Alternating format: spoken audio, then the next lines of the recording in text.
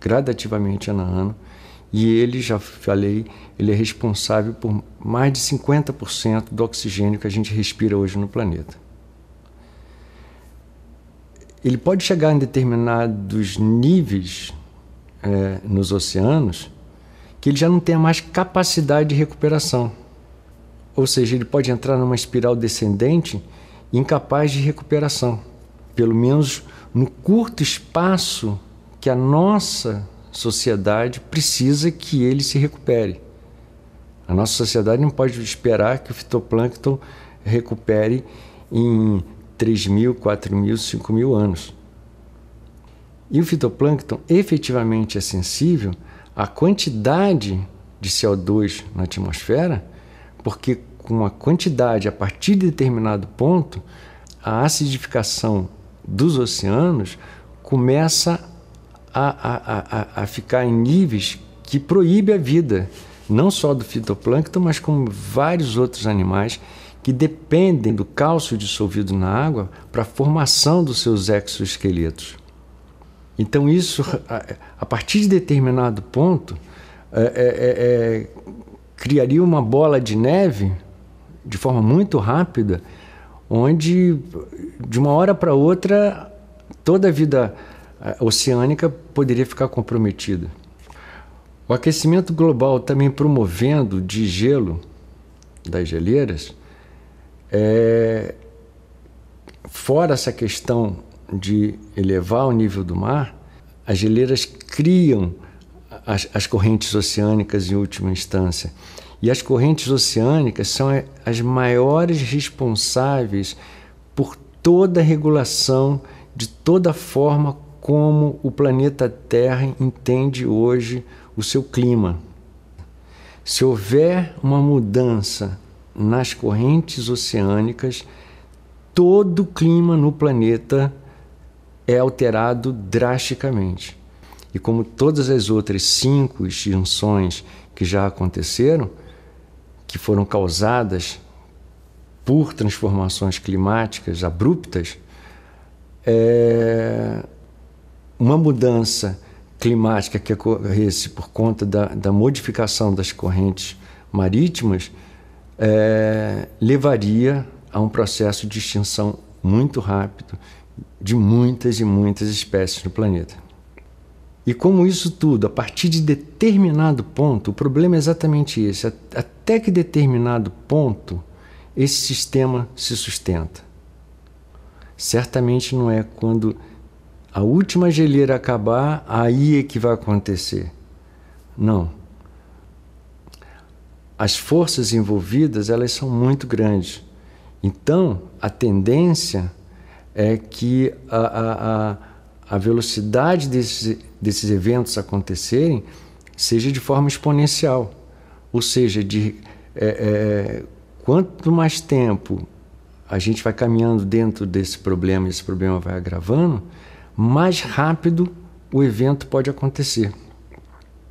E acontecendo um evento dessa natureza, que modifique de uma hora para outra o clima da Terra, o comportamento climático da Terra de forma tão violenta e tão rápida, seria o caos completo. Seria o caos porque tempestades aconteceriam em lugares que não teriam tempestades, secas aconteceriam em lugares que têm seca. Isso diretamente comprometeria toda oferta de alimento, toda a produção de alimento no planeta Terra. Seria um caos. As pessoas viveriam dentro de um verdadeiro inferno durante anos. E considerando todo o desdobramento da cultura de guerra, da cultura da violência dentro da nossa própria espécie, seria literalmente um inferno. E isso é uma coisa que pode acontecer nos próximos anos, se nada for feito.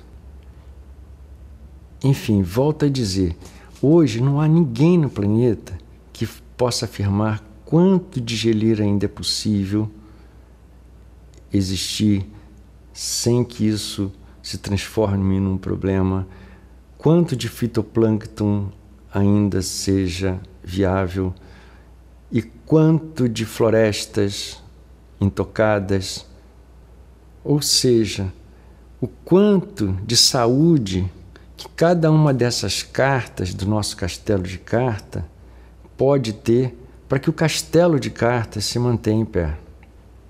E esse risco ainda aumenta a cada dia, porque independentemente de todas essas questões, a população mundial cresce dia a dia, hora a hora, segundo a segundo.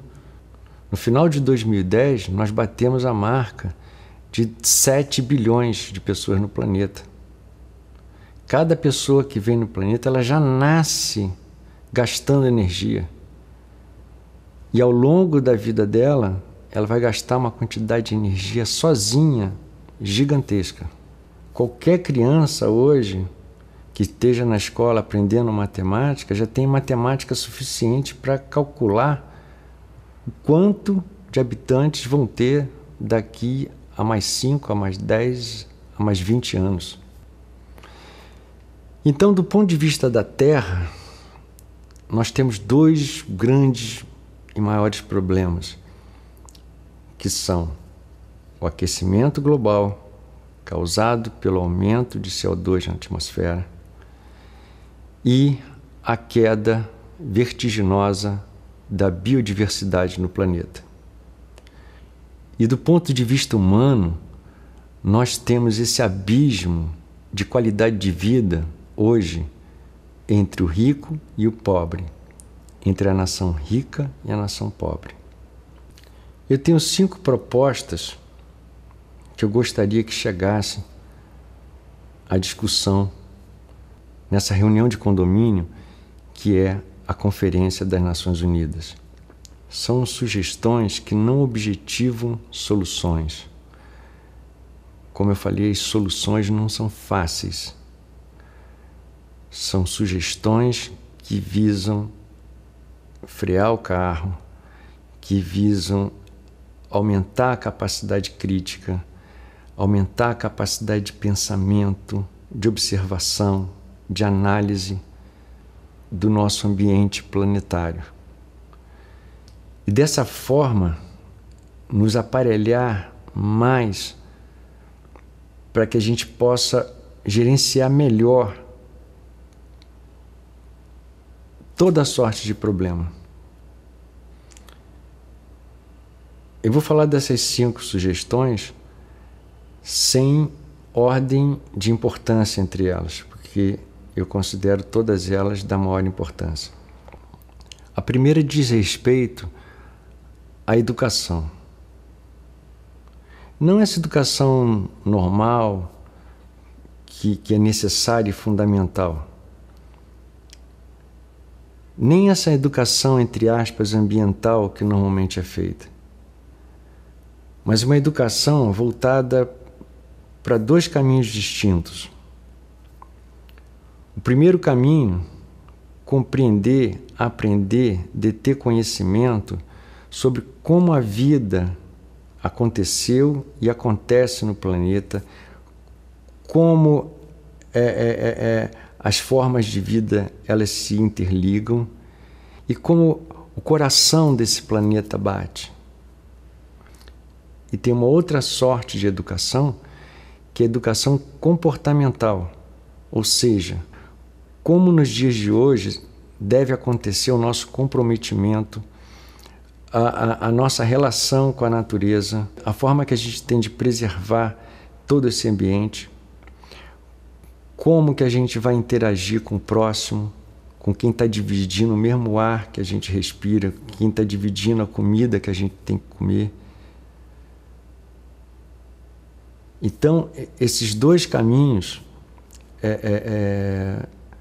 tanto a educação informativa como a educação comportamental, elas são de extrema importância e extrema relevância que aconteça em todo o planeta, em todas as nações, que os governos promovam dentro das escolas, para as crianças, para os adolescentes e para os jovens, esse tipo de formação, fazendo parte efetiva do currículo escolar.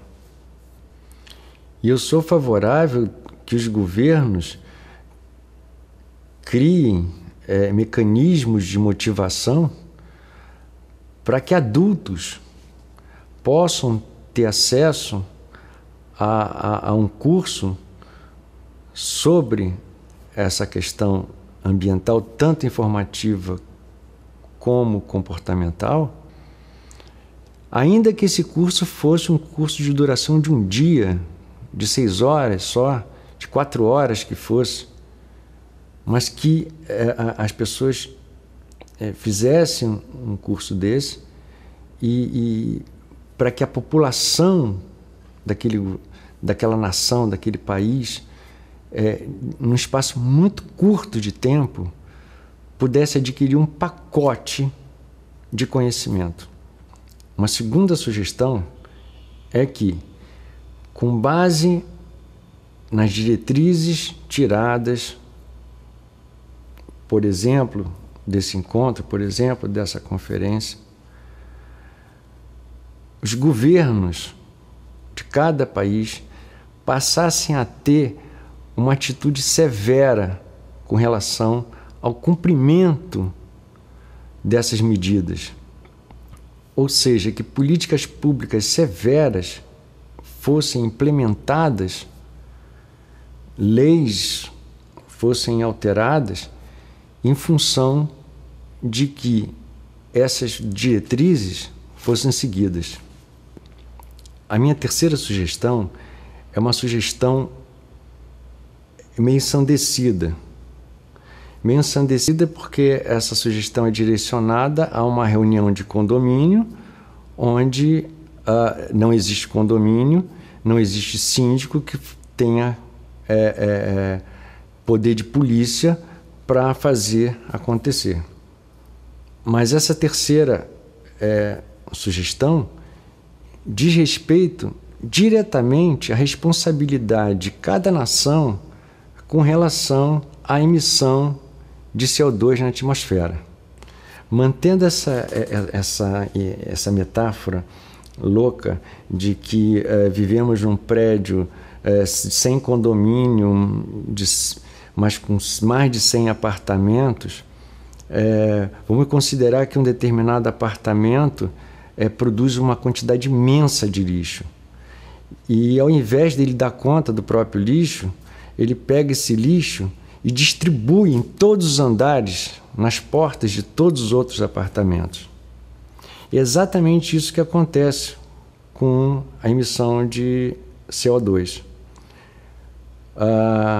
Países hoje, por exemplo, Estados Unidos sozinho produz praticamente 25% do dióxido de carbono que é emitido para a atmosfera.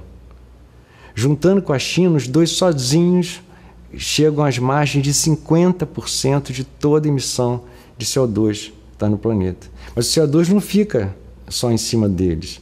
O CO2 ele se espalha por todo o planeta, né? Se espalha no quintal da casa de todos nós. Então, essa minha terceira sugestão é uma sugestão ensandecida, porque ela propõe a criação de um imposto